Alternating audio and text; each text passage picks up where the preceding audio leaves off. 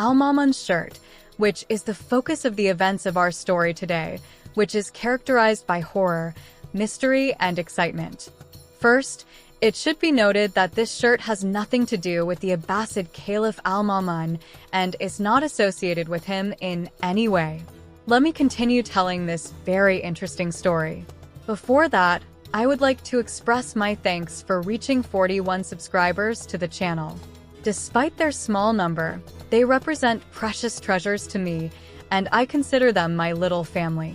Our story begins during the era of the Safavid Empire and the Ottoman Caliphate, where belief in magic and sorcery was prevalent. Talismans and amulets were widely bought and sold and had a popular market. These talismans were mainly used as a first line of defense in the practice of black magic, as well as for protection during war battles.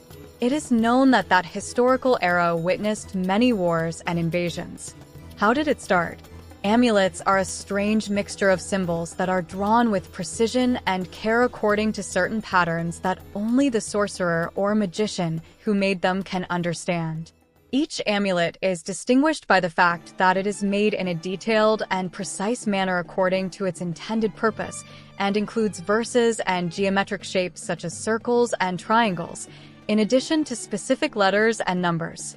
These talismans are usually written on paper or cloth, and the person keeps them with him wherever he goes to achieve the desired goal. In this context, a magician appeared from Persia, which is now known as Iran, and decided to rise to the challenges and mysteries in the field of talisman making. He has developed this craft in a truly remarkable way. Instead of writing the talisman on a small piece of paper or cloth as was customary, he created what are known as magic shirts. These shirts were tailored to the size and purpose of the person who would wear them under his clothes and remain in contact with his body until his death. When talking about Al-Mamun's shirt, it is worth noting that it is currently displayed in the Cairo Museum of Islamic History. The one who brought the shirt to the museum was the chief architect and vice president of the museum at the time, engineer Max Hertz. In 1913, Mr. Hertz arrived at his workplace and quickly requested an urgent meeting with the Egyptian Ministry of Endowments, during which he announced an extremely strange archaeological discovery. He found the shirt and showed it to them. He took out from his bag an old shirt made of Egyptian linen, and this shirt was distinguished by strange drawings that decorated it. Large squares were engraved on it containing 42 small squares, each containing verses and numbers taken from the ancient Book of Jafar. For your information, the Book of Al-Jafar is an ancient and well-known text in the Middle East, surrounded by many hieroglyphs and numbers. It is said that whoever is able to learn these talismans and numbers can predict future events. The bloodstains covering the shirt horrified those present. Engineer Max explained during his meeting that the person who gave him this shirt was called Mustafa Bey Shams al-Din, and that he strangely insisted on taking the shirt from him, saying that it brings unluckiness. After a series of intense discussions and the attendees refused to keep the shirt, Engineer Max succeeded in convincing everyone of the importance of this unique shirt. He explained to them that this archaeological discovery is a valuable addition to the museum's collections. Researchers in Egypt found that this shirt belongs to the Safavid Shah Suleiman I. Although we will not go into in-depth historical details, it is important to note that this man was famous for being one of the least successful rulers of the Safavid state, and he was known for his addiction to alcohol and self-indulgence. During his rule, the Safavid state witnessed a significant decline in its borders until it lost parts of its lands to the Dutch and Uzbeks.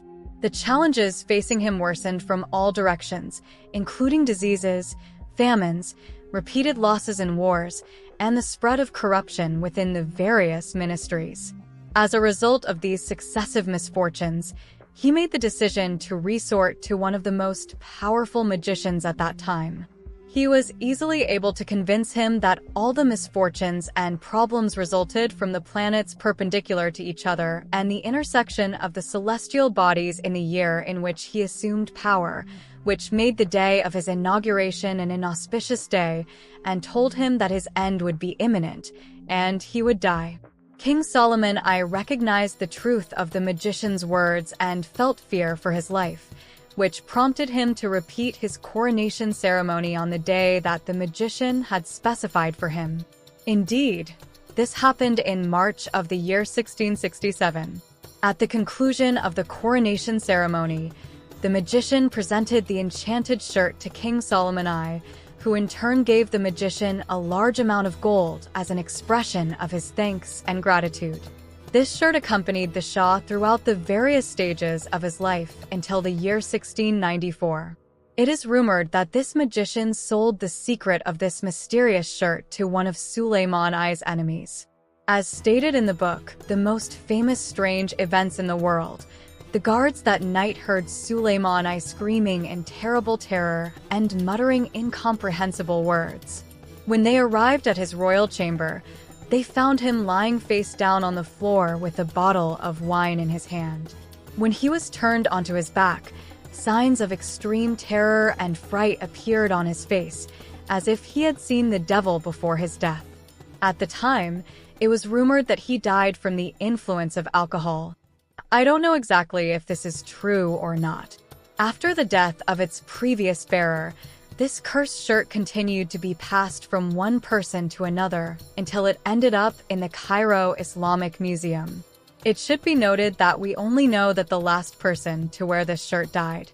It is worth noting that there are 8 copies of this shirt distributed around the world between Egypt, the United States, Turkey, and Iran. I would like to thank our dear followers for watching this story until the end. Please share your opinions in the comments on whether you prefer crime stories or mysterious events.